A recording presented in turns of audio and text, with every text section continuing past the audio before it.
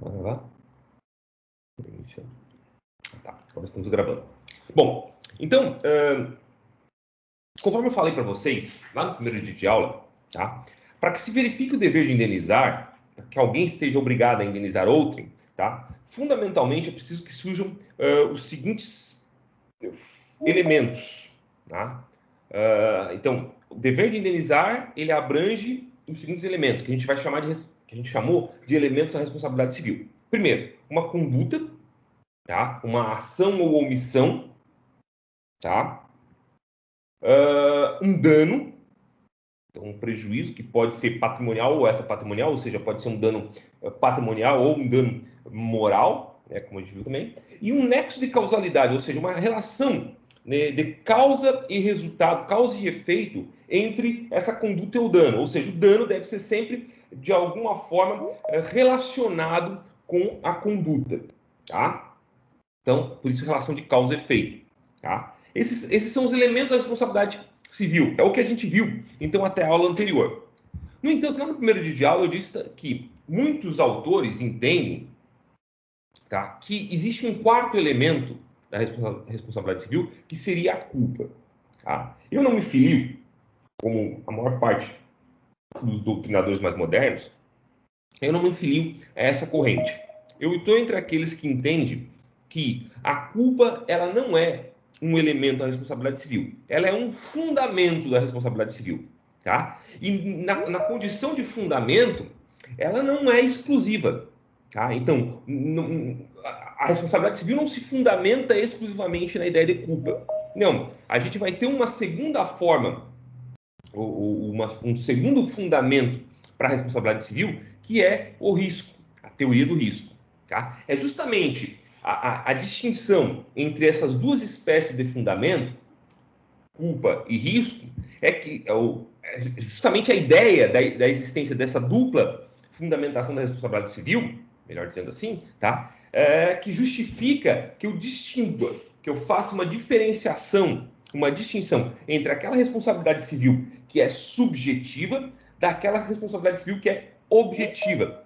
Bom, a responsabilidade civil subjetiva necessariamente é aquela em que deve ser verificada a culpa. Tá? Para que haja o dever de indenizar, não basta que haja conduta, dano e nexo de causalidade. É preciso que haja também culpa. Tá? Por outro lado, então essa conduta ela deve ser culposa.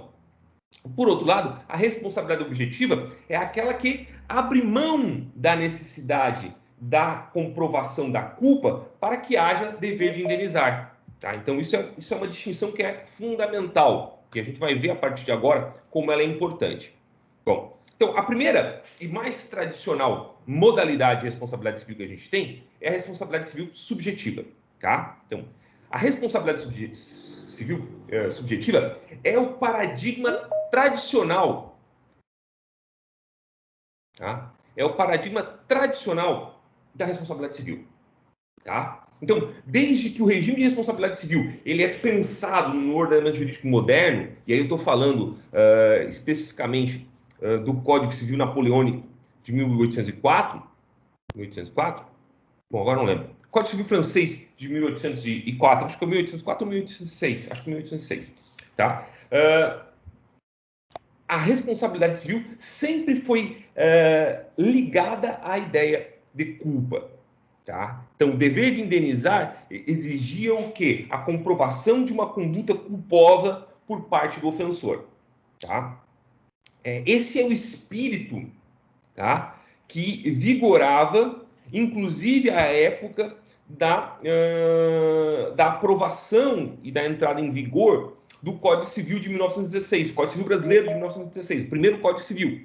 Tá? Esse Código Civil ele estabelece lá, então, no seu artigo 159, o seguinte: aquele que, por ação ou omissão voluntária, negligência ou imprudência, aquele que, por ação ou omissão voluntária, negligência ou imprudência, violar direito ou causar prejuízo a outrem, tá? Violar direito ou causar prejuízo a outrem, tá? Fica obrigado a reparar o dano. A verificação da culpa e a a verificação da culpa e a avaliação da responsabilidade regulam-se pelo disposto nesse artigo, nesses códigos, desculpa, pelos artigos 1518 a 1532 e 1537 a 1553. Esses artigos 1518 a 1553 aqui correspondem aos 927 seguintes do atual Código Civil. Tá? Mas o que a gente tem evidenciado aqui é que a responsabilidade civil no Código Civil de 1916, tá? E no direito civil clássico, ela dependia sempre da existência desse elemento, tá? Que é a culpa. Aliás, elemento não, desse fundamento que é a culpa. Tá? O que acontece? Acontece, e depois a gente vai trabalhar isso melhor, a gente vai desenvolver isso melhor. Acontece que o Código Civil de 16, assim como o Código Civil francês anterior a ele, que foi a primeira codificação do direito civil, o Código Civil francês, eles visavam tutelar, tá? Uma sociedade que é bem diferente da nossa sociedade atual. Tá? A sociedade, tá, do Código Civil francês, a sociedade do Código Civil brasileiro de 1916, tá? Eram sociedades eminentemente agrárias. Tá? Eram sociedades eminentemente agrárias. Tá? Ou seja, de pouca ou quase nenhuma complexidade. Tá? O que a gente tem? Bom, a gente tem, nesse período, aí, no caso francês, de 1800 e seguintes, e anos seguintes, e no caso brasileiro, especialmente a partir dos anos 30... Professor? Oi? Boa noite, é Joana. Desculpa te atrapalhar. É que a Nayara, aqui no grupo do Direito Civil, ela pediu para o professor aceitar ela. Não sei se não está conseguindo aí entrar. Não está aparecendo. Ela não apareceu nenhuma vez aqui para mim. Que quando aceita... Só deixa eu ver aqui. Deixa eu ver se não tem nenhum...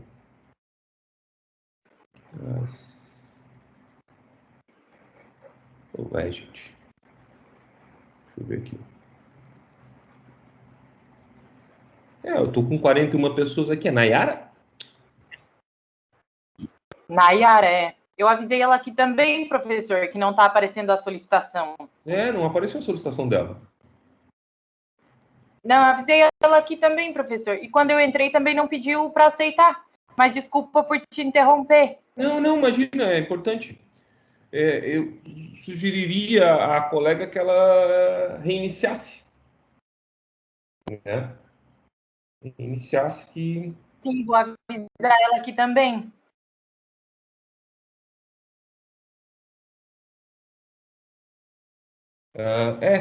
Quem sabe ela saindo do sistema e voltando, pelo programa e voltando. São os problemas técnicos aí que a gente enfrenta na vida tecnológica aí. Bom, gente, então assim, ó, como eu falava, esse paradigma, esse modelo de responsabilidade civil, ele se adequava muito bem àquele tipo de sociedade agrária, pouco complexa, né? No entanto, o que a gente tem posteriormente é o advento da Revolução Industrial. A Revolução Industrial traz uma sociedade muito mais complexa, tá? Traz lá uma série de atividades cujo risco é inerente, tá? E aí, então, é preciso que eu crie uma forma diferente de tutelar o dever de indenizar, tá? Daquele que pressupunha a culpa. E aí a gente vê surgindo, então, a responsabilidade civil objetiva. Tá? E aí, se a gente for pegar aqui o código de 2002, daí, tá? O artigo 927, que é mais ou menos uma transcrição do artigo 159 do antigo Código Civil, tá? E diz aqui, ó, aquele que por ato ilícito, artigo 186 e 187, causar dano a outrem, fica obrigado a repará-lo. Beleza? Tá? Aqui, ainda nós estamos ligados àquela noção de culpa presente no direito civil tradicional. Mas daí vem o parágrafo único e diz assim, ó, haverá obrigação de reparar o dano independentemente de culpa. Nos casos especificados em lei, ou quando a atividade normalmente desenvolvida pelo autor do dano implicar, por sua natureza, risco para os direitos de outro. Depois a gente vai entrar mais especificamente nesse caso. Mas o que eu quero destacar aqui, mostrar para vocês, então, que aquela distinção, tipo, aquela ideia de que o único fundamento da responsabilidade civil seria a culpa, ela é afastada pelo próprio artigo 927, ali no parágrafo único, independentemente de culpa. Então, o dever de indenizar pode surgir independentemente de culpa, tá? Bom, dito isso, no entanto, é fundamental que a gente entenda que no regime do direito civil, esse regime que vigora entre particulares numa situação de igualdade, tá? A regra é a culpa, tá? Ou seja, a regra é que a responsabilidade seja subjetiva. A regra é que, para que eu possa obrigar alguém a indenizar, eu tenho que comprovar que essa pessoa me causou um dano, tá? Com culpa, a partir de uma conduta culposa, tá? Essa é a regra. Só excepcionalmente, ou seja, como diz ali o código, nos casos especificados em lei, ou quando a atividade normalmente desenvolvida pelo autor do dano implicar por sua natureza risco para os danos os direitos de outrem, tá? Só nessas hipóteses é que haverá responsabilidade civil objetiva. Então, para o Código Civil, quando tiver em relação de particulares, a ideia é essa. Regra, tá? Regra. Responsabilidade civil subjetiva. Depende da demonstração da culpa. Depende da demonstração da culpa. Exceção, tá? Exceção. Responsabilidade civil objetiva, desculpa. Responsabilidade civil objetiva, tá? Desnecessário, é prescindível a demonstração da culpa para o dever de indenizar. Tá certo? Essa é a regra do Código Civil. Quando a gente for estudar responsabilidade civil nas relações de consumo, ou seja, a partir do Código de Defesa do Consumidor, Lei 8.078, aí a situação se inverte. O Código de Defesa do Consumidor, ele adota uma perspectiva em que a responsabilidade do fornecedor é como regra objetiva. É como regra objetiva. Só excepcionalmente que ela vai ser subjetiva, como, por exemplo, no caso do profissional liberal. Tá? No caso do profissional liberal, ele responderá subjetivamente. Só para a gente ter claro isso, vou ler para vocês aqui alguns artigos do Código de Defesa do Consumidor. Tá? Então, diz ali o artigo 12 do Código de Defesa do Consumidor. O fabricante, o produtor, o construtor nacional e estrangeiro e o importador respondem, independentemente da existência de culpa, pela reparação dos danos causados aos consumidores. Tá? O artigo 14 vai dizer a mesma coisa também. O fornecedor de serviço responde, independentemente da existência de culpa... me perdi aqui. Pela reparação dos danos causados aos consumidores.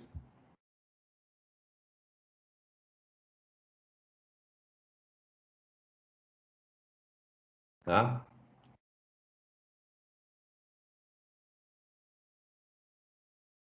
E aí, gente, o artigo 14, parágrafo 4º do CDC, por outro lado, diz assim, a responsabilidade pessoal dos profissionais liberais será apurada mediante a verificação de culpa. A responsabilidade pessoal dos profissionais liberais será apurada mediante a verificação de culpa. Então, vejam aqui, nós temos no CDC a regra inversa.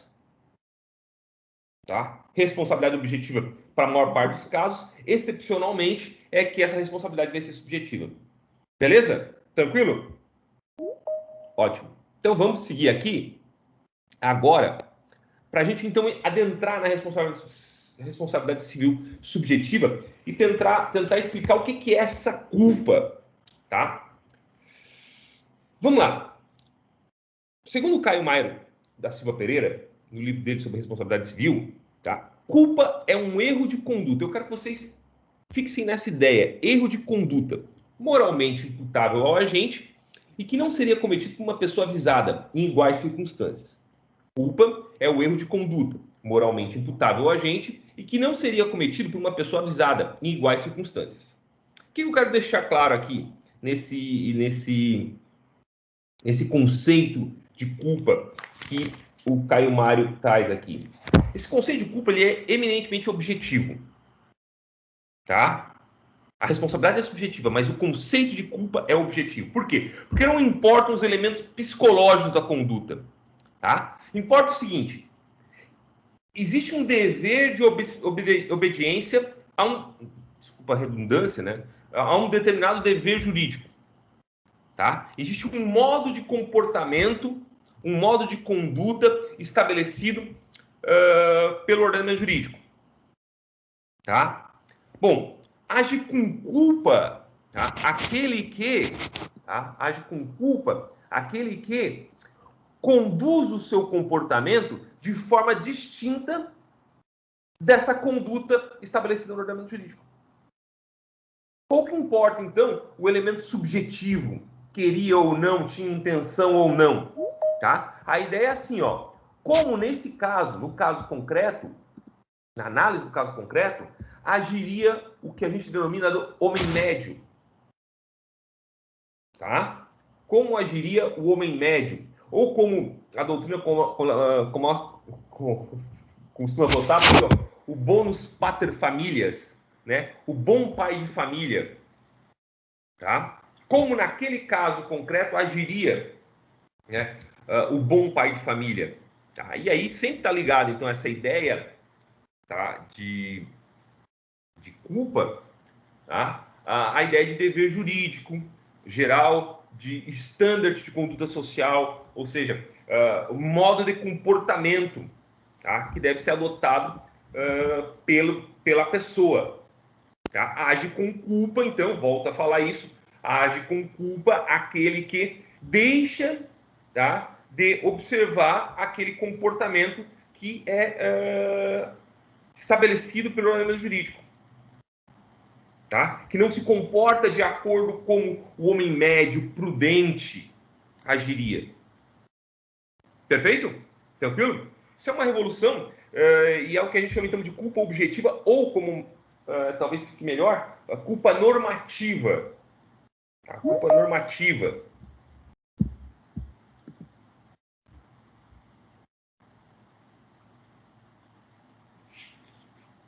Outro ponto que é importante de falar, e eu vou ressaltar depois novamente, é a ideia de que essa culpa, ela é culpa lato sensu. Ela é culpa lato sensu por quê? Ela é culpa lato sensu porque ela engloba, tá, tanto aquilo que a gente considera dolo lá no direito penal, quanto a culpa do direito penal também, que é a culpa stricto sensu. Tá? Então, tanto a vontade de produzir o resultado ou a produção do resultado por imprudência, negligência ou imperícia, tá? Vão redundar na mesma situação. Tá? Até porque, para o direito civil, já insisti várias vezes aqui com vocês, mas sempre importante continuar insistindo, para o direito civil, pouco importa o dolo ou a culpa. Tá? Pouco importa a intenção do agente. O que importa sempre é o quê? O prejuízo que foi causado. Porque é isso que vai medir a indenização. Tá? O que mede a indenização é sempre o prejuízo que foi causado. Tá? O artigo 944 do Código Civil. Mas vamos voltar para ele daqui a pouco. Beleza? Então, acho que é isso. Abrange mais ou menos a ideia de culpa, o conceito de culpa. Então, comportamento esperado de alguém. Esperar de acordo com o quê? De acordo com o que o homem médio se comportaria. Tá? Conduta adotada pelo homem médio. Bom, a culpa, para se caracterizar, ela precisa de ter três elementos. Ela precisa ter três elementos. O primeiro elemento é a voluntariedade. Bom, a ideia de voluntariedade está ligada na liberdade da ação ou da omissão. Tá? Vejam, trata-se da vontade de praticar o ato. Tá? Vontade de praticar o ato. Não diz respeito a alcançar o resultado. Não é a vontade de produzir, de novo, né? Não é a vontade de produzir o resultado prejuízo ou dano. Isso é irrelevante. Tá? O que importa é que a ação ou a omissão do agente ela tenha sido livre. Tá? Ou seja, se o agente praticou o ato por coação, tá? Não há que se falar em culpa. Tá? Vamos pensar, sei lá, um cara que... o exemplo que até eu acho que no direito penal você deve se utilizar. Eu faz tempo que não estudo direito penal, acho que vou ter que aprender mais, porque responsabilidade civil parece que é muito parecido com o direito penal mesmo. Tá? Mas assim, ó, pensa lá a ideia do cara que, tipo, o gerente do banco que auxilia os assaltantes a ingressar na agência bancária, porque a família dele está sendo mantida refém na casa dele. Tá? Então, esse ato aí não é um ato em que ele está praticando voluntariamente, não é um ato que está sendo praticado de forma voluntária, mas por coação. Ora, nesse caso, não há que se falar em dever de indenizar. Perfeito? Agora, lembrando, voluntariedade para a prática do ato, não necessariamente alcançar o resultado. A vontade de alcançar o resultado, por exemplo, dano, prejuízo, pode ou não existir. Tanto faz, mas ela é irrelevante para a caracterização da culpa. Beleza? Tranquilo. Segundo elemento é a previsibilidade. Tá? O que eu quero dizer por previsibilidade? A ideia de que o resultado, ou seja, o prejuízo, o dano, ele deve ser previsível ao homem médio. Como assim previsível ao homem médio? Bom, qualquer pessoa em situação semelhante poderia perceber ou poderia compreender que o dano ou o prejuízo poderia ser alcançado. Então vamos pensar eu dirigindo embriagado pelas ruas da cidade. Bom, é previsível que uma pessoa que está dirigindo embriagado ou que está dirigindo em alta velocidade possa causar dano a outro. Tá? Essa previsibilidade, então, tá, é essencial para que se caracterize a culpa. Por quê? Ora, porque se o ato não é previsível, se a consequência do meu ato ela é absolutamente imprevisível, tá, eu vou entrar na seara do caso fortuito de força maior, que a gente viu na aula passada, que é um excludente de nexo de causalidade. Quando ocorre um fato necessário e imprevisível, tá, o que a gente vai ter é uma ruptura, um rompimento do nexo de causalidade. Tá? Logo, não há dever de indenizar. A ocorrência do caso fortuito de força maior não gera dever de indenizar. Tá? Beleza? Então, necessariamente, deve ser previsível. Tá? As consequências, o resultado daquela conduta, ela deve ser previsível. Bom, e aí, por último, a gente vai falar aqui, também como elemento da culpa, a violação de um dever de cuidado. Né? Então, aquela ideia. Bom, o dever geral estabelecido pelo ordenamento jurídico, de como eu devo me comportar, de como eu devo conduzir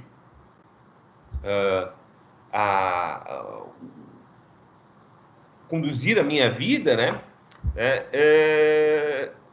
Impõe que a gente sempre observe o interesse do outro, os direitos de outros, os bens jurídicos, os interesses jurídicos de outro, né? Então eu tenho que sempre, para caracterizar a culpa, eu tenho que violar um desses deveres de conduta estabelecidos pelo ordenamento jurídico, tá? Então, primeiro, voluntariedade. Segundo, previsibilidade. Terceiro, violação de um dever de cuidado. Tá? Esses são os 3 elementos que caracterizam sempre,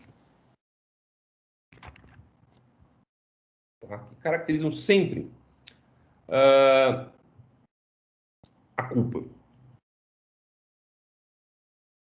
Bom, gente, aí a gente chega numa parte aqui que... Oi? Só uma pergunta. Por favor. Nos casos de, por exemplo, por causa da pandemia, alguns contratos as obrigações não foram cumpridas e gerou um dano pro pro credor. Uhum. É um caso fortuito e não vai ter culpa aí, né? Então, mais ou menos, tá? Como é que a gente vai entender aqui? Tem coisas em que a gente pode alegar a existência de um caso fortuito de força maior, que permita, por exemplo, um rompimento de um contrato, tá? E tem coisas que não, que a pandemia não constitui isso, tá? É uma coisa bastante complexa. Tem um artigo muito bom, eu posso até depois colocar no material de apoio, do José Fernando Simão, que é professor da USP, tá? Em que ele trata bem essa distinção. Ele fala assim, ó, por exemplo, eu daqui a pouco querer romper um contrato de locação por conta da pandemia, porque daqui a pouco o shopping onde a minha loja está estabelecida vai ficar fechado pelos próximos meses de forma indeterminada, tá? Isso constituiria um caso fortuito e de força maior capaz de permitir, então, a resolução do contrato sem perdas e danos em favor do locador. Perfeito? Mesmo que o prazo ainda esteja vigente, prazo para locação ainda esteja vigente. Por outro lado, a simples obrigação de não conseguir pagar algo, tá? Porque meus negócios foram afetados pela pandemia, ele já entende que não se trata de um caso fortuito de força maior. Por quê? Porque o dinheiro continua existindo. O fato de não ter dinheiro, seja porque ocorreu a pandemia, seja porque tu ficou desempregado, tá? Isso não constitui um caso fortuito de força maior. Por quê? Porque ali o dinheiro continua existindo na sociedade. E o dever de pagar continua existindo também. Tá? Então, daí ele entende que nesse segundo caso, por exemplo, não vou pagar o aluguel, eu queria justificar que eu não vou pagar o aluguel porque eu tenho uma ocorrência aqui de um caso fortuito de força maior, ele entende que não se justificaria. Tá? No entanto, aí a gente tem que levar em consideração o que decidem os tribunais. Tem várias decisões, até do Tribunal de Justiça de Santa Catarina, tá? Que entendem sim que a pandemia ela é um caso fortuito de força maior, tá? Que inclusive justifica a redução por parte do juiz, tá? Por parte do juiz, do valor de uma locação de um aluguel. Tá? Tem decisões nesse sentido no Tribunal de Justiça de Santa Catarina. Aí, aliás, tem vários no Brasil inteiro. Tá? Até interessante se vocês quiserem procurar. Tá, Joana? Top, professor. Eu estava escutando aqui e me perguntando se a pandemia podia ser ou não um caso. Até semana passada também me deu essa dúvida. Top, obrigado. Não é assim. Aí depende do caso. Tem que analisar o caso concreto, né? O que está em jogo ali. Tá? Buenas. Bom, tradicionalmente a doutrina fala em graus de culpa, tá? E estabelece lá uma distinção entre o que seria culpa grave, culpa leve e culpa levíssima. Ó, culpa grave, culpa leve e culpa levíssima. Olha só o que é a culpa grave, tá? A culpa grave, ela é meio parecida com a culpa consciente do direito penal, tá? Culpa consciente do direito penal. É aquela ideia em que o agente até prevê o resultado, tá? Ele sabe que daquela conduta pode resultar um evento danoso, mas ele acredita que esse resultado não vai ser alcançado,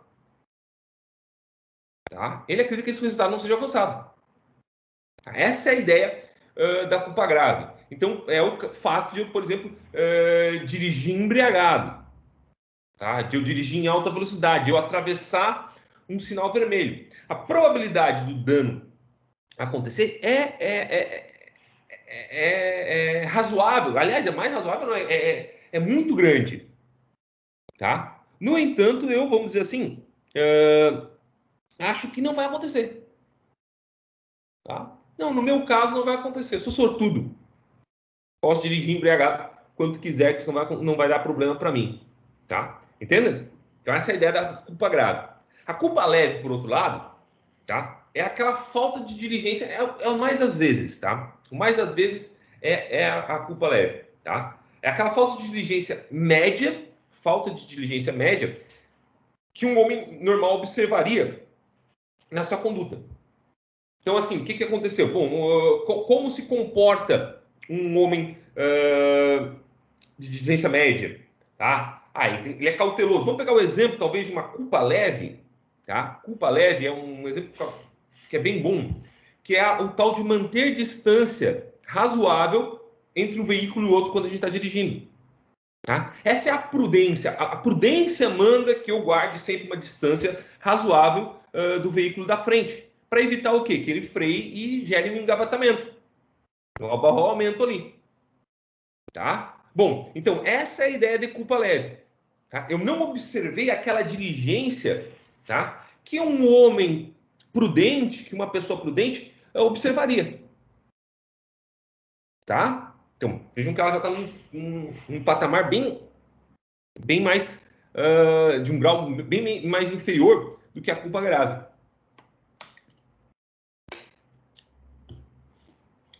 Por fim, eu tenho a culpa levíssima. Tá? Segundo a doutrina, a culpa levíssima é aquela que resulta, culpa levíssima, é aquela que resulta da ausência de um conhecimento especial ou singular, né, acerca de uma determinada situação. Então, o dano ocorre aqui porque eu não sabia, tá, de todas as condições que envolviam, por exemplo, a vítima. Tá? A culpa levíssima, na verdade, é super difícil de caracterizar. Né? Se você procurar na jurisprudência, tá, vocês vão encontrar muito poucos casos em que a culpa levíssima ela se caracteriza. Aliás, mais das vezes ela é utilizada, ela é citada na jurisprudência como aquela em que obriga o dever de indenizar. Por exemplo, tem vários casos no Tribunal de Justiça de Santa Catarina que vocês vão encontrar a menção à culpa levíssima no seguinte caso. Então, o cara ele causou um acidente de trânsito, desse acidente de trânsito restou ou lesões ou mesmo a morte de uma pessoa, né, ali, e aí a pessoa é absolvida posteriormente por ausência de provas, por insuficiência de provas do homicídio, tá? Não responde nem pelo homicídio culposo, tá? E aí os tribunais vão dizer, olha, primeiro, o tribunal vai dizer, olha, mesmo que tu tenha sido absolvido, pelo fato de ter sido absolvido por insuficiência de prova, isso ainda permite que tua responsabilidade no campo do direito civil seja aferida. Essa é a primeira questão.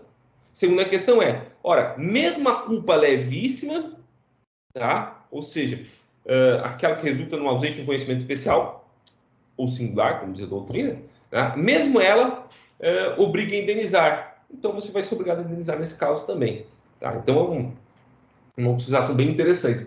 Tem outro caso, mas daí forçar de barra também, de um médico que tentou caracterizar a culpa levíssima dele, em que ele trabalha de parto numa mulher de 40 anos de idade, diabética, com uma série de problemas, hipertensa, etc., uma série de problemas de saúde, né? E ela não... Acontecia que ela não conseguia... Aí ela morreu na mesa de parto, né? E ficou comprovada a ausência de diligência do médico. Né? O médico foi negligente, não tomou as precauções necessárias, não levou em conta as circunstâncias, né, da paciente e tal. E o médico disse, não, mas ali se tratou de culpa levíssima, tá? Eu não tinha conhecimento de que ela era diabética, etc. Né? E o tribunal negou, né, essa desculpa ao médico, né? E ele foi condenado. Beleza? Então tem esses 3 graus de culpa. No mais das vezes, o grau de culpa que a gente verifica é o grau leve, tá? Não a culpa levíssima e nem muitas vezes a culpa grave. Tá? A culpa grave, como eu disse, ela se aproxima lá do dolo eventual ou da culpa consciente, que são conceitos distintos do direito penal, mas que são mais ou menos semelhantes aqui. Bom, gente, o que acontece? E aqui é uma coisa que é importante a gente ressaltar.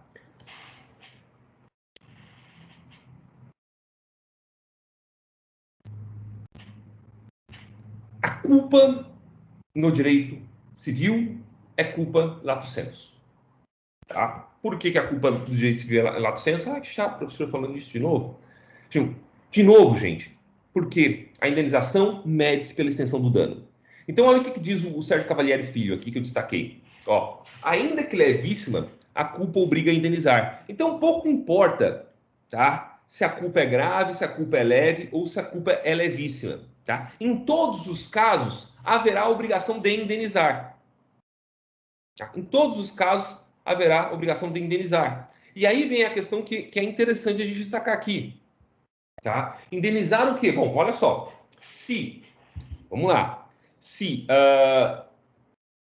a Joana, tá? Ela quebra o meu celular e torna ele inútil ao uso, tá? Porque ela quis quebrá-lo, tá? Ou porque ela, por engano, deixou o celular, por um descuido, deixou o celular quebrar, deixou meu celular cair no chão e quebrar, tá?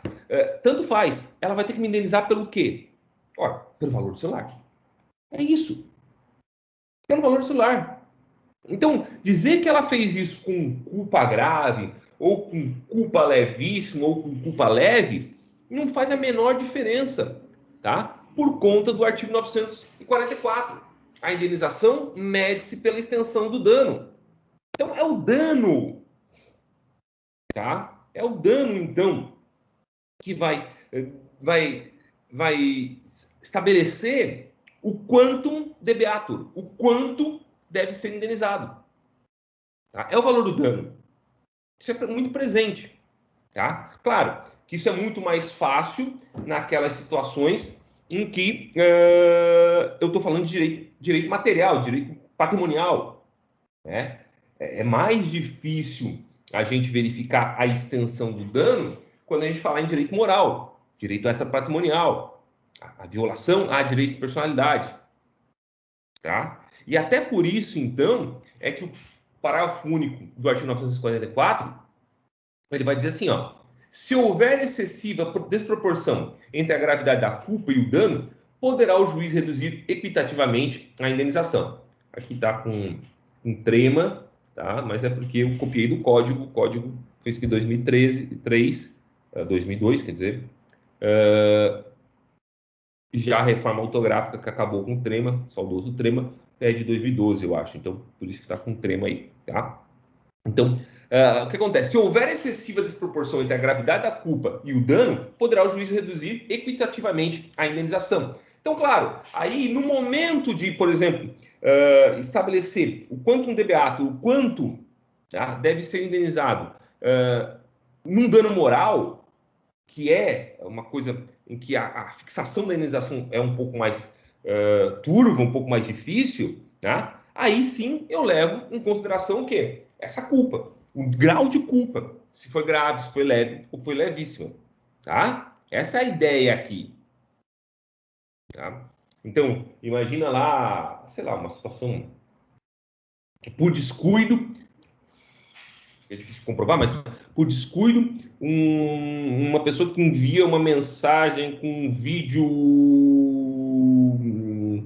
dele da namorada fazendo sexo, tá? Por um grupo de WhatsApp, tá? Por descuido, tá? Essa pessoa aí vai estar respondendo, ela vai responder, obviamente, vai ter que pagar uma indenização, porque está acontecendo uma violação a um direito subjetivo, um direito de personalidade, né? Mas essa indenização pode ser atenuada pelo juiz, considerando que se tratou de um descuido, tá? Muito diferente daquela pessoa que fez isso de propósito, tá?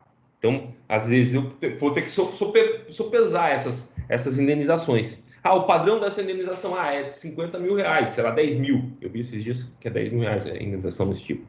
Tá? Ah, é 10 mil reais a indenização, beleza. Mas nesse caso, como a culpa não é grave, a culpa é leve, eu vou reduzir o valor da indenização. Ela ainda não pode perder. E aí a ideia, por que vou levar em consideração aqui a culpa grave, culpa leve e levíssima nesses casos? É que a gente não pode esquecer que a indenização tem como função secundária, é verdade, mas tem como função também, né, o que além da reparação do dano, a punição do ofensor, tá?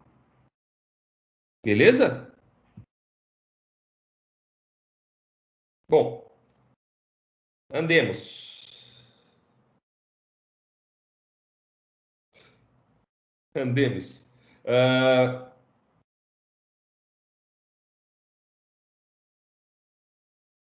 Acho que tá todo mundo aí, né? Acho que agora tá 59. Porra, gente pra caramba. Bom, mas vamos falar aqui também do seguinte, olha só. Do que diz o enunciado 46 do Conselho da Justiça Federal. Tá? Na verdade, é da primeira jornada de direito civil do Conselho da Justiça Federal. Ela reconhece aqui o que a gente chama de princípio da reparação integral do dano. Olha o que diz aqui o enunciado. A possibilidade de redução do montante de indenização em face do grau de culpa do agente, estabelecido no parágrafo único do artigo 944 do novo Código Civil, deve ser interpretada restritivamente, por representar uma exceção ao princípio da reparação integral do dano. O que é a ideia do princípio da reparação integral do dano? Ora, é que o dano tem que ser integralmente reparado. Tá? Se a função da indenização é a reparação do dano, tá? Essa reparação tem que ser, como regra, integral. Tá? Excepcionalmente, só excepcionalmente, é que o juiz estará autorizado, então, a fazer essa redução do montante da indenização, tá? levando em consideração o grau de culpa do agente. Tá? Um dos exemplos que eu consigo conceber isso, veja, não consigo conceber isso quando se trata de direito patrimonial, tá? De dano patrimonial, desculpa. Mas uma das situações que eu consigo conceber isso é o dano coletivo, né? No dano moral coletivo, no próprio dano moral individual também, em algumas situações, como eu expliquei para vocês. Tá?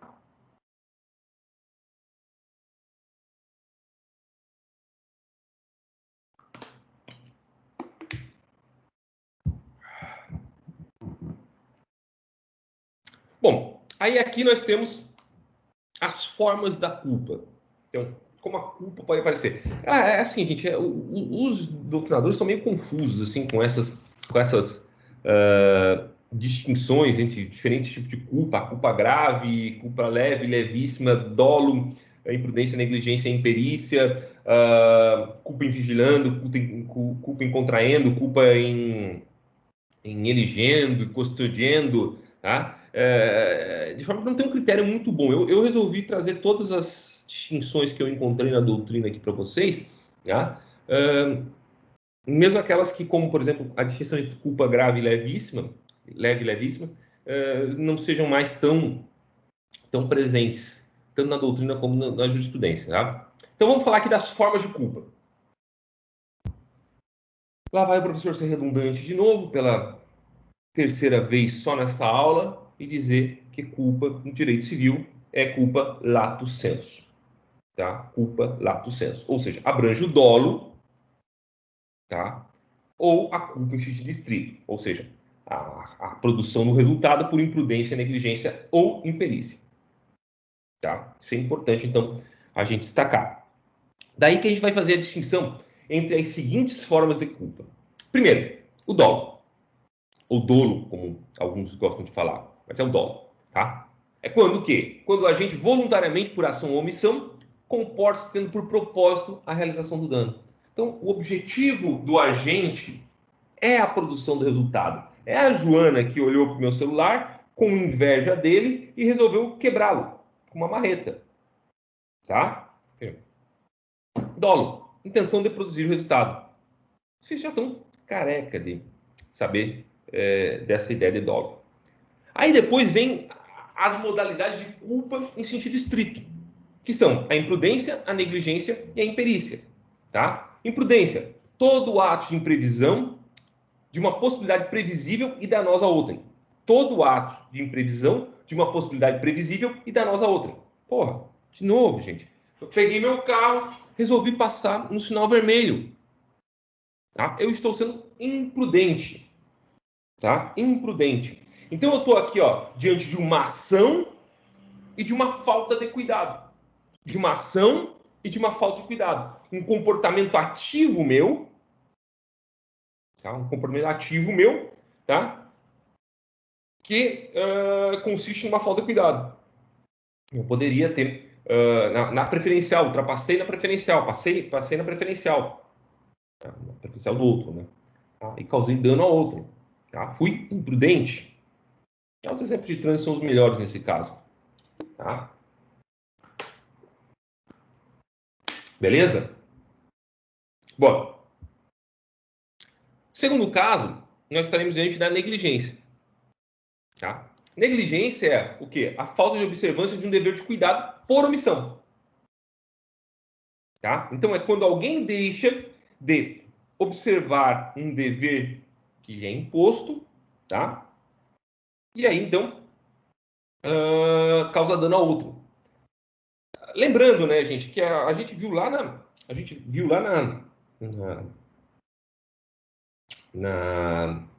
no primeiro dia de aula, eu acho, ou no segundo, não lembro mais, mas quando a gente falou sobre a conduta humana, eu ressaltei para vocês aquelas hipóteses em que se admite a responsabilidade civil por omissão, tá? Geralmente é quando existe um dever de cuidado, tá? Um dever de cuidado imposto, tá? A determinada pessoa pela lei, tá? Ou pelo contrato. Então, por exemplo, o médico tem um dever de cuidado em relação ao paciente, tá? Então, se ele deixa de prescrever os medicamentos necessários à recuperação, ao tratamento do paciente, ele está sendo negligente, tem um dever de cuidado, né? O professor, tá? Os diretores de escola, a própria escola, a pessoa jurídica, tem um dever de cuidado em relação aos seus estudantes, seus alunos, tá? Especialmente se forem menores de idade. Daí vamos pegar N exemplos, professor de natação, que é responsável, que tem o dever de cuidado em relação aos seus alunos ali no curso de natação, e aí aqueles que têm o dever de cuidado tipo da profissão mesmo, legalmente, o policial militar, o guarda-vidas, bom, todas essas pessoas aí, elas se omitem de exercer o seu dever de cuidado, né, elas vão causar dano a outrem, e vão responder civilmente por essa omissão. Né? A mesma coisa também pode ser lá a omissão de socorro, prevista no Código de Trânsito Brasileiro. Né? Todos esses são exemplos de situações em que existe um dever legal de cuidado, né? E que a omissão em praticar esse dever de cuidado acaba gerando dever de indenizar. Tá? Obviamente, desde que dessa omissão advenha um dano, porque se não advir dano nenhum, não existe nada que possa ser atribuído do ponto de vista civil ao ofensor. Beleza? Tranquilo? Ótimo. E por fim, nós temos a imperícia. A imperícia é a falta de aptidão ou habilidade específica para a realização de uma atividade técnica ou científica. Então, é a falta de competência técnica. Tá? Aqui, gente, tá, em essência, a responsabilidade do profissional liberal. O profissional liberal ele pode responder por essa imperícia. Então, se eu, por exemplo, protocolo uma contestação fora do prazo, expirado o prazo dos 15 dias para apresentação da contestação, e causo dano ao meu cliente, eu vou responder por isso. Não necessariamente por uma negligência. Não se trata de negligência. Isso aqui é imperícia. Um advogado que deixa de protocolar uma petição dentro do prazo legal, tá? Ele é imperito, não é negligente. Ele demonstra a falta de conhecimento técnico. Se ele propõe o recurso errado, se ele interpõe um recurso errado, causando dano ao cliente, também nós vamos estar diante de um caso de imperícia. O médico que prescreve um tratamento errado para o paciente, tá? Sei lá, chá de camomila para curar câncer, tá? Esse médico ele também está sendo imperito. Ele responde pela falta de conhecimento dele. Tá certo? Então, essa é a ideia de perícia. Então, dolo, imprudência, negligência e imperícia. Vejam só que, de forma geral, né, vamos excluir o dolo aqui, mas, de forma geral, as pessoas, de forma geral, as pessoas estão sujeitas, no mais das vezes, à imprudência. A responsabilidade civil por imprudência. Por quê? Porque negligência é só aqueles que têm dever legal de cuidado. Tá? E imperícia é aqueles que exercem determinada atividade técnica. Né? Então, eu não posso ser considerado um perito, né, se eu vou ajudar alguém que está lá acidentado na estrada e não, sei lá, e acabo tomando uma decisão errada ali. Vou mexer nele ou não vou mexer nele. Tá? Isso, no caso aqui, nós estamos diante de uma imperícia. Aliás, nós não estamos diante de uma imperícia. Nós estamos diante de uma imprudência. Eu não sou técnico. Beleza? Tranquilo? É só para dar os nomes certos aos bois mesmo. E aí, por fim, nós temos as espécies de culpa. São 6. São 6? 1, 2, 3, 4, 5, 6. 2, 4, 6. Bom, então eu vou ter a culpa em vigilando, a culpa em eligendo, tá errado isso aqui, tá? Eligendo, tá? Culpa em eligendo. Agora fiquei na dúvida. É eligendo, sim. Tá, não importa. É eligendo, sim. A culpa em custodiando, culpa em comitendo ou em faciendo, culpa em omitendo ou em não faciendo, e a culpa em contraindo. Tá? Então, gente, olha só. Primeiro, a culpa em vigilando. Tá? A culpa em vigilando é o quê? É a falta de vigilância. Tá? Ó, culpa em vigilância. Culpa em vigilando. O próprio nome diz. É a falta de vigilância, é a falta de fiscalização, tá? Em face da conduta de um terceiro, por quem somos responsabilizados. Tá? Aqui, vou voltar aos exemplos que a gente utilizou anteriormente. O colégio, pelos seus estudantes. Então, tem um caso clássico lá do colégio que respondeu por conta do bullying que um aluno sofria na turma dele, né? O tribunal entendeu que deveria responder o colégio porque culpa em vigilância, não atendeu ao dever de vigilância que tinha, tá? É a responsabilidade que o pai tem em relação aos seus filhos menores, lá do artigo 932.1 do Código Civil, que nós vamos falar na aula depois da prova, tá? Bom, é a culpa do professor de natação que eu tinha falado anteriormente. Tem um caso interessante, deixa eu ver se eu acho a jurisprudência aqui. Deixa eu ver se eu acho.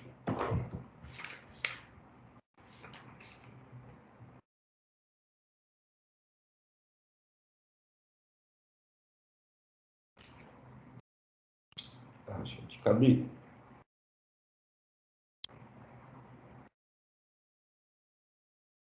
Aqui, ó. Esse daqui é até melhor. Responsabilidade civil, fuga e desaparecimento do paciente de clínica psiquiátrica. Culpa dos responsáveis pelo estabelecimento, dano moral, indenização devida. Tá? Incide em culpa em vigilando prepostos de estabelecimento manicomial que permitem a fuga de interno, ante a facilidade decorrente da ausência de obstáculos físicos e o número insuficiente de vigilantes. Cabível a indenização por dano moral aos familiares da vítima, alienada mental que foge e desaparece. Então aqui, a instituição manicomial respondeu, tá, pelos danos morais causados à família, pelo desaparecimento do paciente, que estava sob sua vigilância. Tá? Um outro caso aqui, ó. Turismo, pacote de viagem, abatimento de preço. Responsabilidade civil da empresa por dano sofrido por menor entregue à sua vigilância. É direito dos excursionistas ao abatimento proporcional do preço em face da constatação da disparidade do valor cobrado pela indicação constante da mensagem publicitária de oferta. Tá? Não, aqui, quer ver?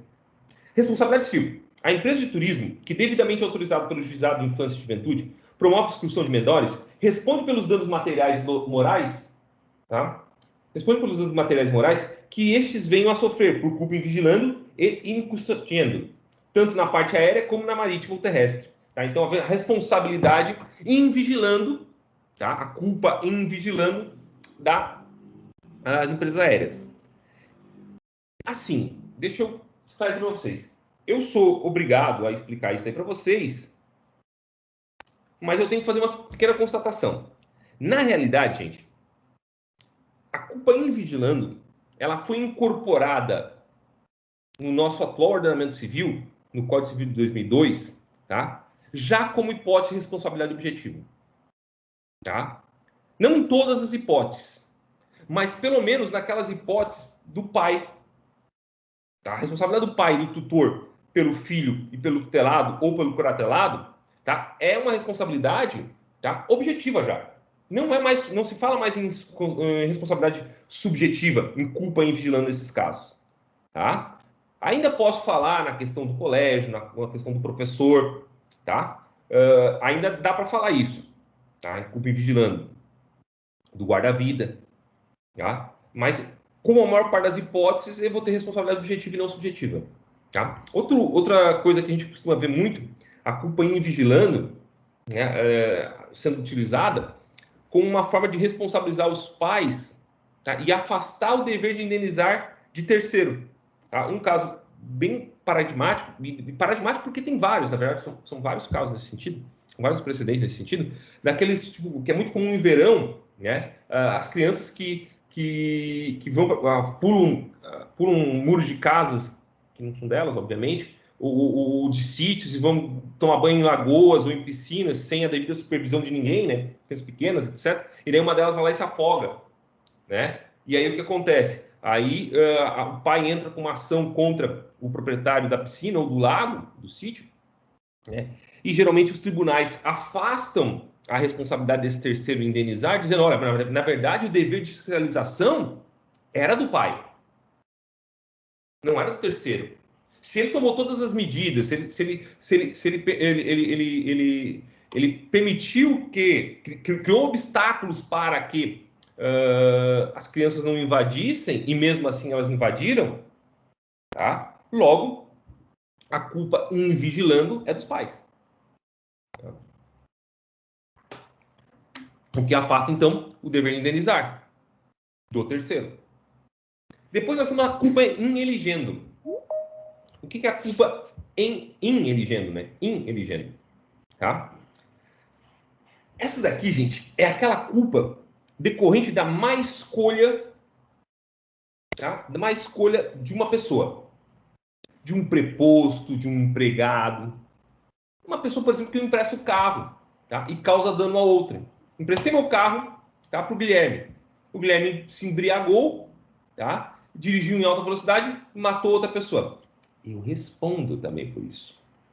Tá? Respondo por quê? Ora, porque eu elegi mal a pessoa em que eu dei a posse do meu carro. Tá? Eu elegi mal o empregado, tá? Que eu contratei para fazer determinado serviço. O prestador de um determinado serviço que eu que elegi mal. Logo, eu vou responder. De novo, parte das hipóteses de culpa em eligendo, tá? Já foram transformadas em responsabilidade objetiva também por força do artigo 932, tá? O inciso 3, 932, que diz que o empregador responde pelos seus prepostos, pelos seus empregados, tem um monte de coisa lá que eu não lembro mais, tá? Então, só excepcionalmente que eu ainda uso a expressão culpa in eligendo, tá? Às vezes, até a culpa in vigilando e a culpa in eligendo, elas vêm meio que misturadas uma na outra.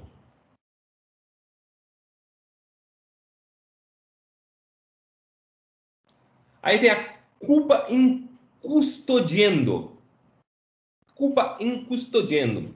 Bom, aqui, gente, é uma hipótese muito parecida com a culpa in vigilando. Tá? Mas aqui diz respeito à vigilância, à fiscalização de uma coisa ou de um animal que está sob a sua custódia. Então, vamos pegar aqui a guarda, tem uma hipótese muito, muito comum isso. Muito comum. Não é tão comum. Mas aparece de vez em quando. O pai que deixa a arma. O pai que deixa a arma numa gaveta de fácil acesso para a criança. Daí a criança vai lá, pega a arma, tá? E acaba atirando num coleguinha, tá? Vai ter aqui uma culpa em vigilando em relação ao comportamento, à conduta da criança, mas também tem uma culpa em custodiando sobre a questão da guarda da arma em si. Por quê? Porque eu devia guardar aquela arma. Não devia deixar ela acessível às crianças, tá? A mesma hipótese pode ser também no caso de um carro. Deixei meu carro estacionado numa ribanceira e esqueci de puxar o freio de mão. Tá? Então, de novo, eu sou responsável pelos danos que o meu carro vai causar. Né? Também aqui a hipótese do animal também. Então, um animal que foge, um pitbull que foge do meu cercado e acaba ferindo uma pessoa que está, um transeunte que está ali passando no caminho ali. Tá? Também vai haver uma responsabilidade, uma culpa em custodiando. Tá? Eu até quero pegar aqui o artigo 937, calma aí. Vou pegar o CC aqui, só para a gente ler.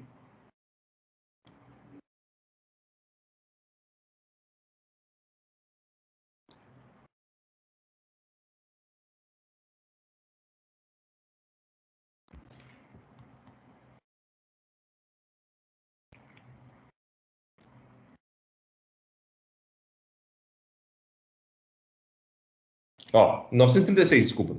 Diz lá o 936, ó. O dono ou detentor do animal ressarcirá o dano por este causado, se não provar a culpa da vítima ou força maior. Então, vejam só. No que diz respeito ao animal, a gente já pode falar também em responsabilidade objetiva. Por quê? Porque quais são as formas de eu excluir a minha responsabilidade? Ou eu comprovo que a vítima concorreu, foi responsável pela lesão, pelo dano, ou seja, ela pulou o cercado. Ou ela foi lá e provocou o animal de uma forma que ele respondeu de uma forma que eu não conseguia segurar ele. Tá? Ou então, se eu demonstro a existência de uma causa maior. Tá, professor, o que pode ser uma força maior? Desculpa. Sei lá, sei lá, um exemplo absurdo. Um terremoto que derruba o muro da minha casa e logo deixa o animal solto por conta disso. Né? Força maior. Tá? Imprevisível. Bom, o cachorro estava num muro cercado. Aconteceu um terremoto, o muro caiu, e agora? O que eu vou fazer? Não posso ser responsabilizado, porque foi um fato imprevisível. Tá? Então, no que diz respeito à responsabilidade animal, a gente também já pode falar em responsabilidade objetiva. Mas depois a gente vai trabalhar isso também em aulas futuras. Aí essas duas outras hipóteses aqui, ó, a culpa em cometendo ou em faciendo, ou a culpa em omitendo ou em não fazendo, nada mais é do que a culpa por fazer, ou seja, a culpa por ação, e a culpa por omissão. Tá? Então, no primeiro caso, culpa por agir, tá? E no segundo caso, a culpa por não agir. Né? Daí aqui as duas coisas que eu já tinha ressaltado antes também, né, que a gente tem que lembrar. Então, primeiro, para que se caracterize a culpa por omissão, é necessário que exista um dever de praticar o ato, tá? Então, um dever de agir, né? E uma certeza ou probabilidade de que o fato omitido, tá? Do fato omitido ter impedido para a produção do evento danoso, tá? Ou seja, eu preciso de alguma forma se comprovar que a omissão do guarda-vida, tá, em salvar a criança na piscina, tá, ela foi a verdadeira responsável pela produção do evento. Porque vamos dizer que a criança teve um infarto, um ataque cardíaco, e morreu por conta do ataque cardíaco, não porque se afogou. Né? Aí a omissão do guarda-vida pode ser, falando em tese, pode ser justificada, pode afastar a responsabilidade nesse caso, porque não poderia ter impedido o evento danoso. Tá? Morreu de qualquer forma. Tá? E aí, por fim, a gente tem a culpa em contraído. Aqui nessa culpa em fazendo aqui, em não fazendo, desculpa, só para a gente pegar um exemplo, também eu tenho um exemplo da jurisprudência, que é aquele que eu falei do professor de natação. Ó, culpa em não fazendo, direito civil. Resulta de circunstância, da circunstância de ter o agente deixar de fazer certo ato cuja comissão evitaria o dano. Por exemplo, um professor de natação que, por estar distraído, não acode seu aluno, que morre afogado, responde por culpa em não fazendo. Tá?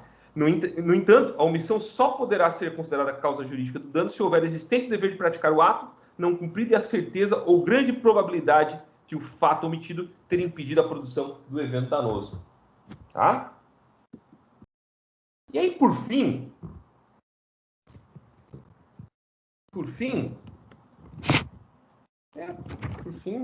dessa parte, né?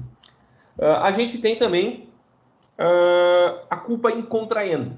A culpa em contraendo, ela está muito mais ligada ao direito contratual, tá? Ao direito contratual. Ela é uma hipótese de responsabilidade civil extracontratual, mas ela decorre do quê?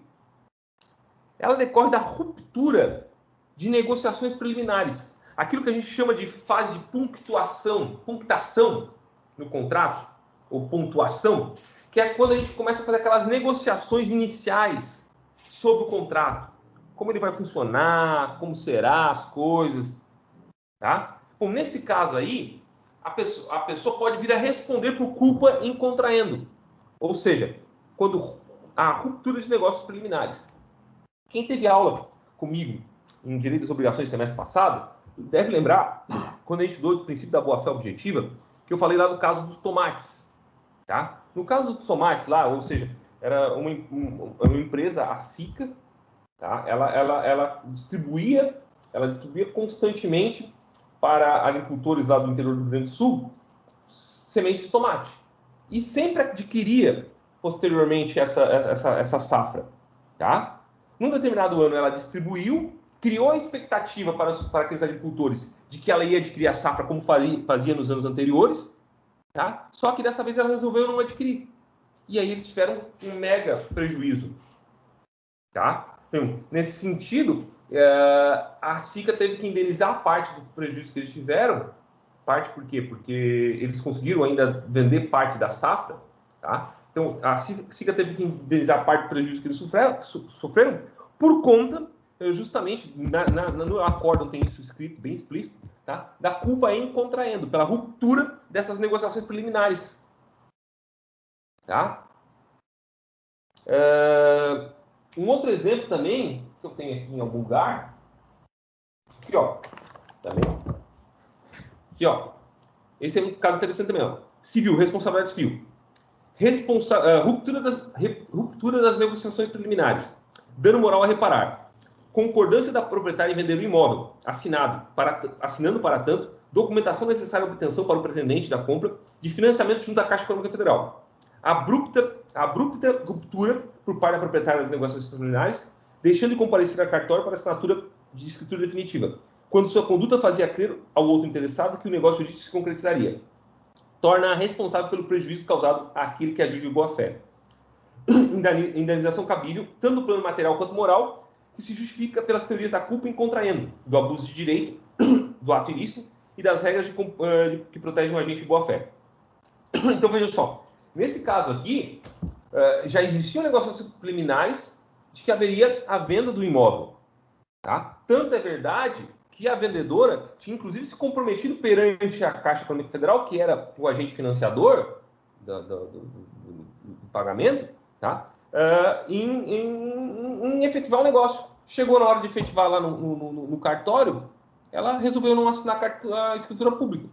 Ó, o comprador ingressou com uma ação judicial, alegando que culpa em contraendo, violação da boa-fé objetiva, aquele negócio tudo que a gente já estudou lá em Direito das Obrigações, né? E o tribunal obrigou o vendedor a indenizar o comprador pelos danos, inclusive pelos danos materiais e morais sofridos.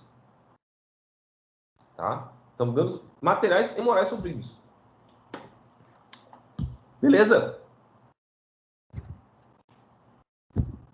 Bom, por fim, gente, nessa parte de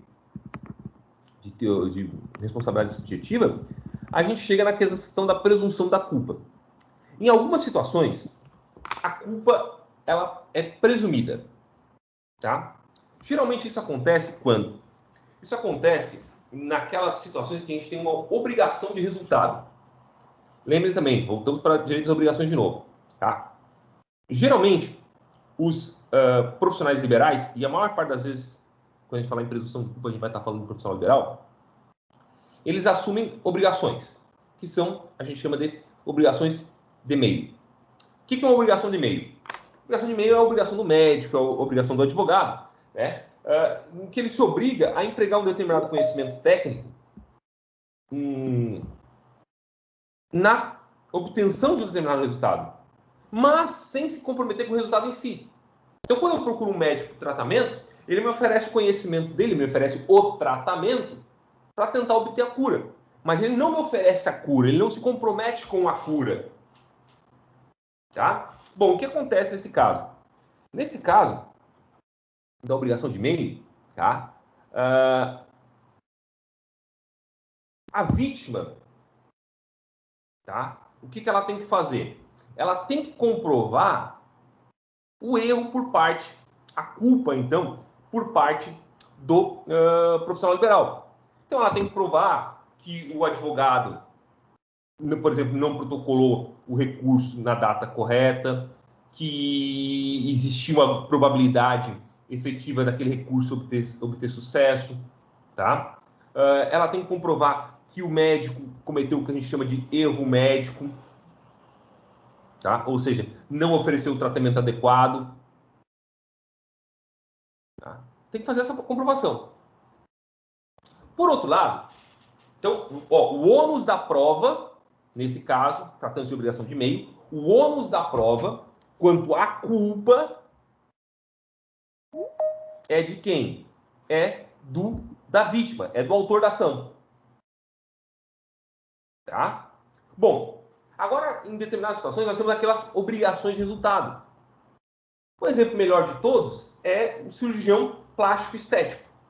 O cirurgião plástico estético, ele não se obriga com o emprego de uma determinada técnica, mas ele se obriga com a obtenção de um determinado resultado. Tá? Bom, nesse caso de obrigação de resultado, então, a gente tem uma inversão do ônus da prova. Continua sendo responsabilidade civil subjetiva. Só que o ônus da prova se inverte. Quem tem que provar que não agiu com culpa, quem tem que provar que não agiu com culpa é o médico, é o devedor, é o vamos dizer assim, o suposto ofensor. Perfeito? Então, aqui, quando a gente fala em obrigação de resultado, a gente não vai estar diante de uma responsabilidade civil objetiva, tá? Mas sim uma responsabilidade civil subjetiva, mas em que há uma inversão do ônus da prova. De forma que compete ao médico dizer assim, olha, isso é culpa exclusiva da vítima, isso é caso fortuito ou de força maior, isso é culpa de fato de terceiro, tá? Qualquer coisa desse tipo. Isso é uma consequência natural da cirurgia, é um risco natural à cirurgia, tá? Então há uma inversão do ônus da prova. Só isso. Mas a culpa ainda precisa ser caracterizada. Só que se presume que é culpado. Culpado por quê? Porque não obteve resultado. Há uma presunção de culpa que deve ser afastada pelo profissional. Perfeito?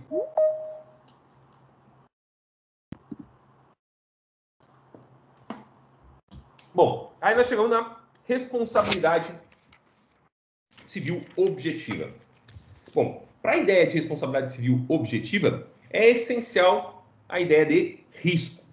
Tá? Risco. Tá? O que é o risco? Anota aí. Tá? Risco é a expectativa. Risco é a expectativa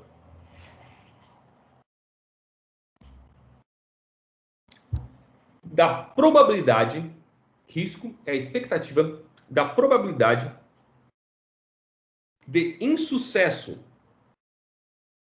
É a expectativa da probabilidade de insucesso em função de acontecimento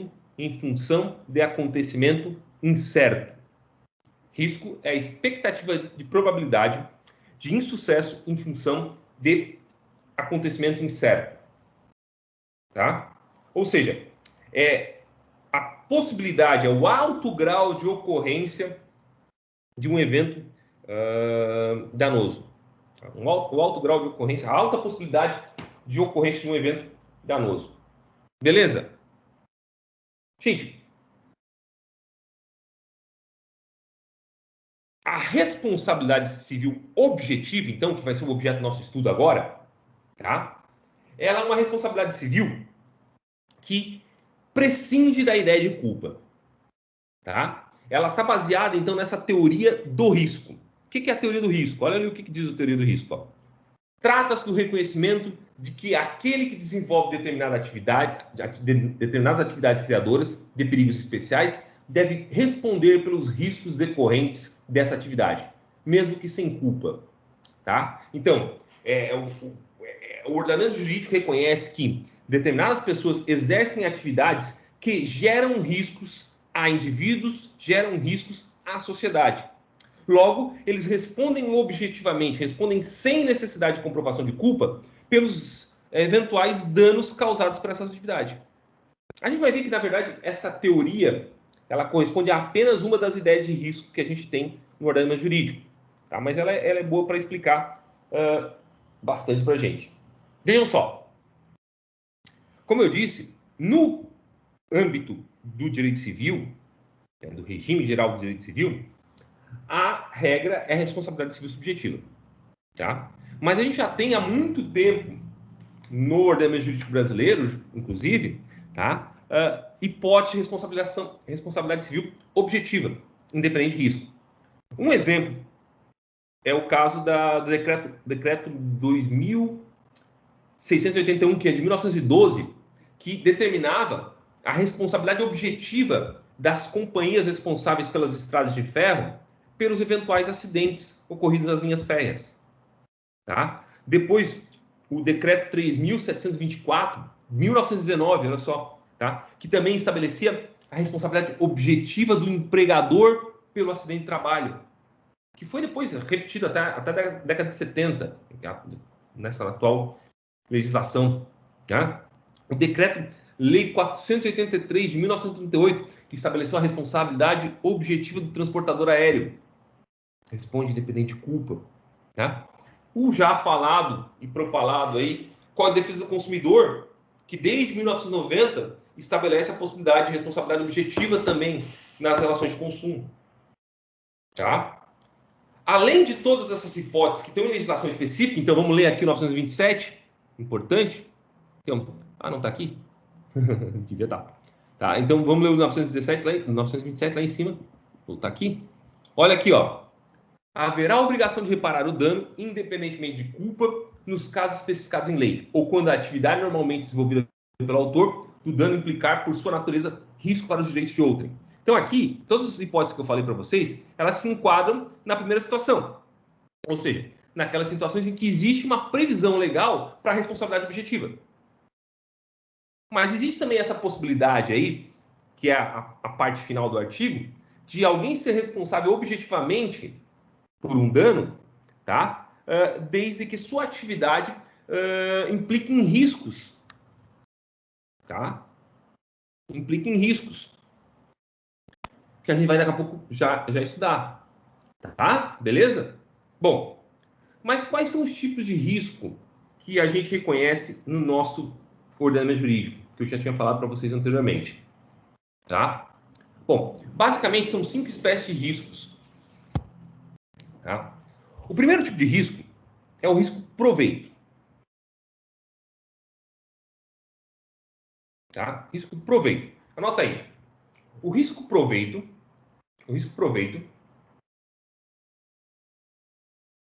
é aquele decorrente, risco proveito é aquele decorrente da atividade do agente. Risco proveito é aquele decorrente da atividade do agente, com a intenção de obtenção de vantagem econômica. Com a intenção de obtenção de vantagem econômica. Com a intenção de obtenção de vantagem econômica. Beleza? O risco proveito, basicamente, acima de tudo, tá? Ele parte daquela ideia de que quem tem o bônus tem que suportar o ônus. Então, se eu desenvolvo uma atividade que pode redundar em risco para indivíduos ou para a coletividade, eu sou responsável por indenizar os eventuais danos causados por essa atividade. Tá?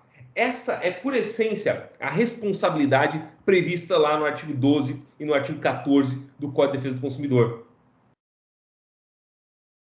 Tá? Então, se eu coloco esse celular no mercado, tá?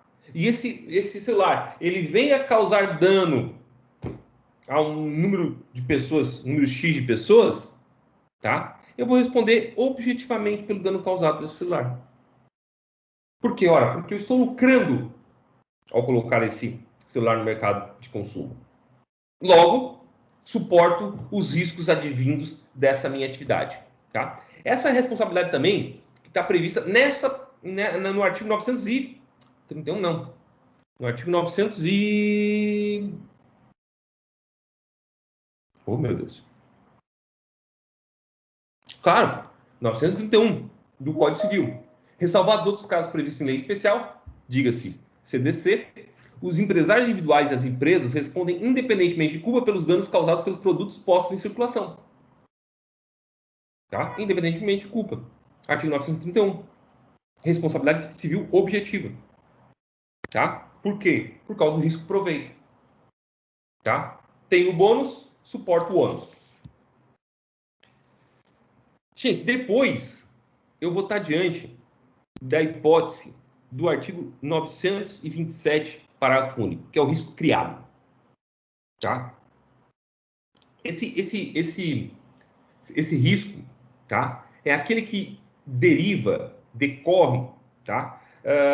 Da aptidão de uma determinada atividade em produzir produzir ou causar dano a outrem. Então, determinadas atividades, por sua natureza, tá? Elas podem vir a gerar danos a outrem, tá? A terceiros, a indivíduos ou coletividades, tá? Bom, o titular, aquele que desempenha essa atividade do risco criado, então, vai responder por esses eventuais danos. Professor, dá um exemplo, tá? Um exemplo muito próximo aqui, a gente pode colocar, sei lá, um comércio de fogos de artifício, tá? Essa atividade dele, tá? Ela cria dano, tá? Cria risco, desculpa, né? Ela cria risco, né? Logo, se dessa atividade resultar danos, tá? E aí pouco importa se houver vantagem econômica ou não, é importante destacar isso. Eu agora de cabeça não consigo lembrar um exemplo que se adeque sem a vantagem econômica, mas é irrelevante para o risco criado, para a hipótese do risco criado, que haja obtenção de vantagem econômica ou não. Pouco importa. Se a atividade gera risco, tá? É potencializadora de criação de risco, tá? Ela cria responsabilidade objetiva. Tá? Cria o dever de indenizar independentemente de culpa. Tá? O exemplo, então, é o artigo 927, parágrafo único, parte final do Código Civil, esse que nós já lemos ali, né, que diz ali, então, ou quando a atividade normalmente desenvolvida pelo autor do dano implicar, por sua natureza, risco para os direitos de outrem. Tá? Risco para os direitos de outrem. Depois, a gente tem o risco profissional.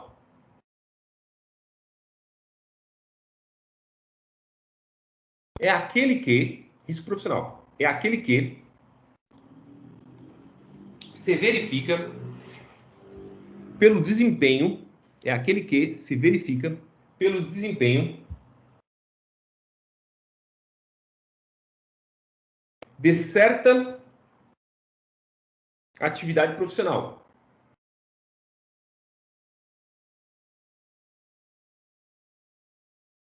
De certa atividade profissional.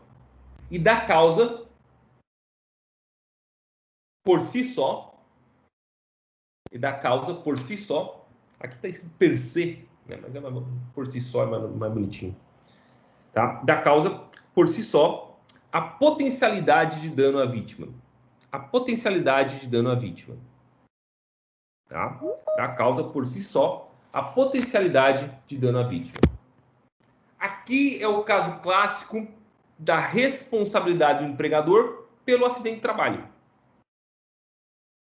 Tá? Beleza? O empregador ele responde pelos danos causados pelos empregados, objetivamente, e responde, tá, também pelos danos causados ao empregado, objetivamente, independentemente de culpa. Tá? Responde objetivamente, sempre. Então aconteceu um acidente, tá? Causado por um terceiro, responde objetivamente. Por um outro empregado, objetivamente também. Beleza? Calma, Guilherme, estamos terminando. Força. Força. Depois a gente tem a responsabilidade. O risco excepcional e o risco integral. Tá? O risco excepcional é aquele que decorre de uma atividade em comum. Tá? É aquele que decorre de uma atividade em comum, que gera grande grau de perigo à coletividade. Tá? Então, aquele que decorre, tá? Tá? De uma atividade em comum, que gera grande grau de perigo à coletividade. Gera grande grau de perigo à coletividade. Aqui, a gente tem dois exemplos que estão ligados à energia. Tá? Primeiro, responsável pelas redes de energia elétrica. Tá? Os responsáveis pelas redes de energia elétrica, tá? Eles assumem esse risco que é o risco excepcional. Tá? Ou seja, eles exercem uma atividade que é incomum. Por quê? Porque ela não está colocada no mercado. Ordinariamente, qualquer um pode colocar, fornecer energia elétrica. Tá? E aí, então, vai responder pelos eventuais danos que essa atividade causa à coletividade. Eu vou ser sincero para vocês, eu não gosto muito desse conceito de risco excepcional, porque eu acho que o risco que vem depois, que é o risco integral, ele é mais abrangente, de forma que ele abrange, inclusive, essa ideia de risco excepcional. Tá? O que é o risco integral? Tá? O que é a atividade de risco integral?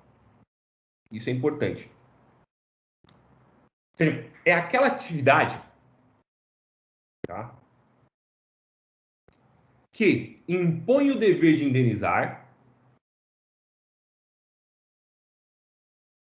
impõe o dever de indenizar, inclusive diante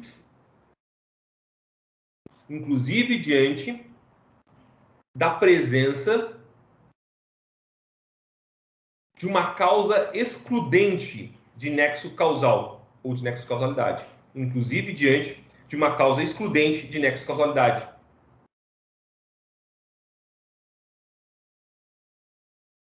Lembram lá das causas excludentes? Culpa exclusiva da vítima, caso fortuito ou de força maior, fato de terceiro. Bom, o que a responsabilidade integral, o risco integral, a teoria do risco integral diz? Olha, nesses casos aqui, tá, até quando ocorre a atividade é potencialmente tão agressiva, tem tanto risco nessa atividade, tá, que até quando o dano é causado por terceiro ou por um motivo de causa maior, de força maior ou causa, oh meu Deus, caso fortuito ou de força maior, aí mesmo nessas situações, tá, aquela pessoa responde objetivamente. Exemplos, vamos lá. Exemplo, primeiro, tá? Aviação, transporte aéreo. Tá? Vejam como é que ficou a situação pós 11 de setembro no Brasil. Tá? Quando a gente teve, em 11 de setembro de 2001 os atentados terroristas lá contra os Estados Unidos, tá? Imediatamente, quase todas as empresas aéreas quebraram. Tá? As brasileiras também. Então, por quê? Obviamente, passou a ser uma atividade muito risco. Muito risco. Tá? Então, o que se estabeleceu? Estabeleceu uma legislação brasileira, tá? Que impõe o dever da União Federal responder pelos danos causados, tá, aos passageiros dessas empresas aéreas, tá? Mesmo diante de terrorismo. Então vamos dizer assim, sei lá, um avião da Latam, tá? Tá andando no céu brasileiro, tá? E ele é derrubado por um atentado terrorista, tá? Então, quem tem o dever de responder objetivamente por esse dano é a União Federal e não a Latam, tá? E aqui não adianta alegar a culpa de terceiro, fato de terceiro, caso fortuito de força maior, nada disso, porque o risco é integral, tem dever de indenizar mesmo diante da presença da ausência do nexo de causalidade. Outra, aí é a dúvida, né? Porque aí que mistura a excepcional com a integral, a questão da energia nuclear também, tá? Salvo algumas exceções previstas em lei, tá? Como regra, o responsável pela exploração de energia nuclear responde objetivamente e integralmente pelo dano causado, sem poder alegar a existência de nexo de causalidade. A ausência, né? Existência não, a ausência de nexo de causalidade. Beleza? Outro exemplo, DPVAT, a indenização do DPVAT. Essa talvez seja mais fácil da gente até aprender. A seguradora responsável pelo pagamento do DPVAT, ela é obrigada a indenizar, tá? Mesmo com culpa exclusiva da vítima. Então, se alguém se acidenta, tá? Ultrapassa um sinal vermelho, tá? E por conta disso dá causa à sua própria morte, tá? A família dessa pessoa ainda vai receber o seguro DPVAT, mesmo com culpa exclusiva da vítima. Por quê? Porque se trata de uma hipótese de risco integral. Beleza? Para nós encerrar agora, então, a gente vai terminar aqui agora falando do risco, a responsabilidade pelo risco da atividade, do 927, e a responsabilidade por danos causados por produtos, do 931. Então, vamos começar com o 927. Aquele que por ato... vamos direto para o parágrafo único. Haverá obrigação de reparar o dano, independentemente de culpa, nos casos em que, nos casos especificados em lei, ou quando a atividade normalmente desenvolvida pelo autor do dano implicar, por sua natureza, risco para os direitos de outrem. Vejam, aqui, essa hipótese do 927, parágrafo único, parte final, ela é integralmente associada à ideia de risco criado. Tá? Risco criado. Então, uma atividade que tem um potencial de causar dano, tá, ao direito de outrem. Tá? Bom, quais são os requisitos para que se verifique o dever de indenizar nesse caso? Então, que haja responsabilidade objetiva, tá? Nesse caso.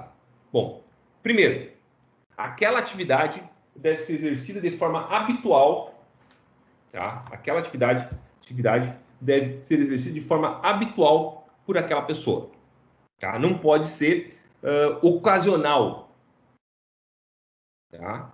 A ideia de habitualidade está ligada ao exercício cotidiano daquela mesma atividade, a habitualidade, tá? Segundo requisito é a capacidade dessa atividade de gerar riscos, tá? Ou seja, deve haver um alto grau de ocorrência de um evento danoso. Tá? Um alto grau de probabilidade, um alto grau de probabilidade de ocorrência de um evento danoso. E, por fim, deve haver, por óbvio, né, um nexo de causalidade entre o dano, tá, e a atividade. Tá? O dano deve ser decorrente daquela atividade. Não pode ser estranho à atividade, porque daí não existe, obviamente, dever de indenizar, está rompido o nexo de causalidade. Beleza? Essa parte aqui é tranquila. Aí depois vem o 931. O 931 causa um certo problema para a gente. Vou dizer problema. Tá? Olha o que diz o 931. Ressalvados outros casos previstos em lei especial, os empresários individuais e as empresas respondem independentemente de culpa pelos danos causados pelos produtos postos em circulação. Bom, vamos explicar aqui. O Código Civil, muito embora tenha sido aprovado em 2002 e entrado em vigor em 2003, ele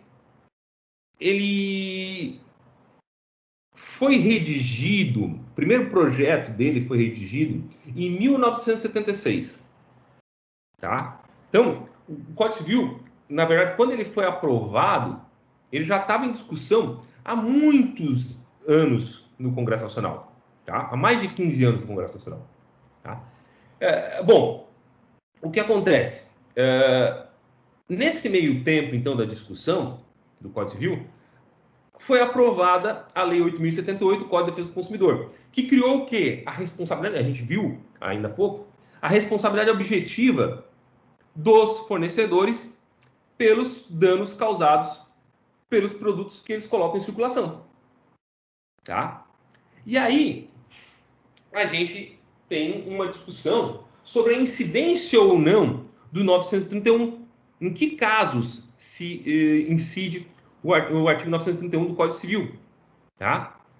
Bom, a maior parte da doutrina entende que é o seguinte: quando eu estiver envolvido numa situação em que eu tenho uma relação de consumo, ou seja, que eu tenho um consumidor e um fornecedor. O que é um consumidor? Para a gente entender aqui, tá? O Brasil adota o que a gente chama de teoria finalista do consumidor.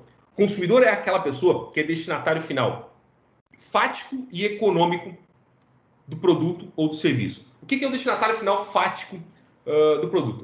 Eu tiro esse celular do mercado de trabalho. Tá? Eu tiro esse celular do mercado de trabalho, não, mercado de consumo. Ou seja, esse não vai mais circular. Eu não posso ser o revendedor dele. Se eu sou o revendedor do celular, se eu uso ele para revender, obviamente que eu não retirei ele do mercado de consumo, eu não sou destinatário final fático do celular. Tá? Essa é a primeira ideia. A segunda ideia é que eu tenho que ser destinatário econômico, final econômico desse produto. Ou seja, eu não posso utilizar ele com finalidades econômicas. Eu não posso utilizar esse celular, por exemplo, para locar ele para outras pessoas, porque eu não estou sendo destinatário final desse produto. Então, eu vou tirar essa mesa do mercado de consumo. Beleza. Já sou destinatário fático. Ah, mas vou usar essa mesa para usar ela numa escola que eu tenho. Ah, não, aí eu não sou destinatário econômico.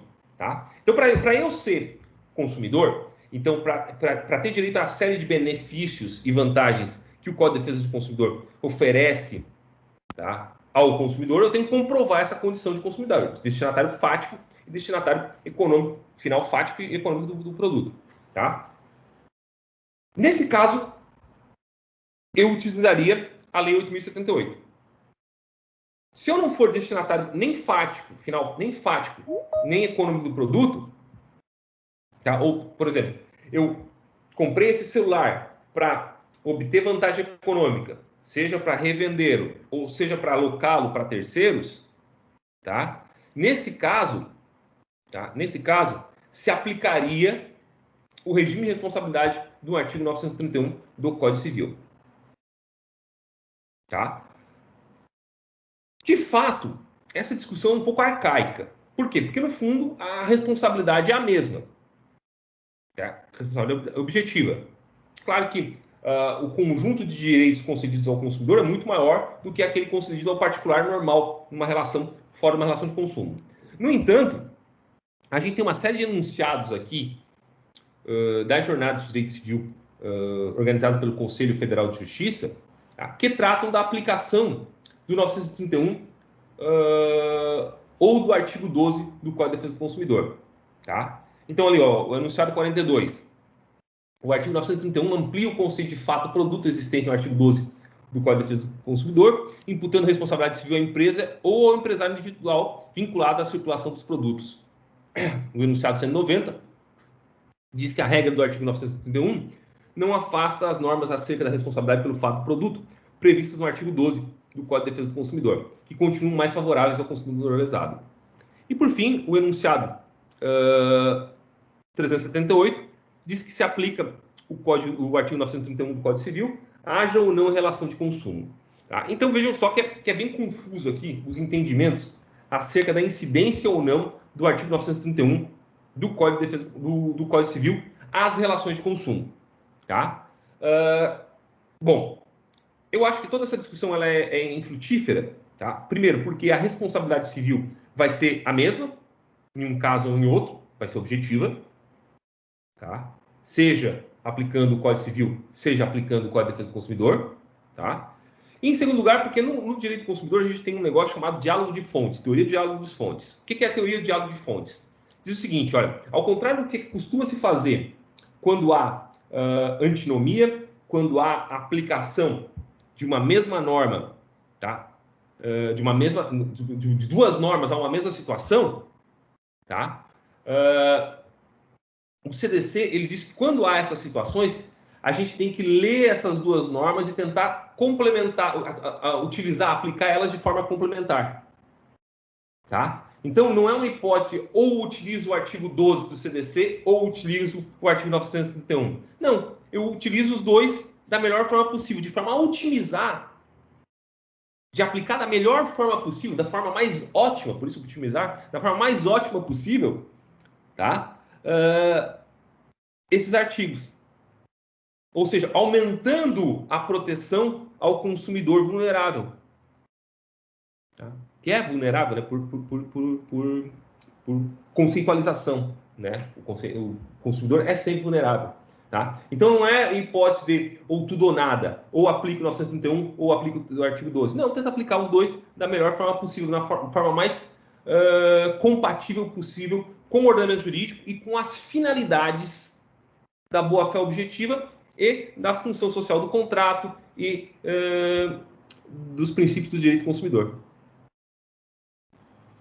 Beleza? Então, gente, é isso. Tá? Encerramos nossa aula sobre responsabilidade civil objetiva e subjetiva. Tá? Então, na aula que vem, a gente tem a nossa avaliação e depois a gente vai falar sobre as hipóteses de responsabilidade por fato e ato de terceiro. Na verdade, por ato de terceiro e por fato de animal ou coisa. Tá? Eu vou encerrar aqui. Não, vou encerrar a gravação. Né, e aí fico à disposição.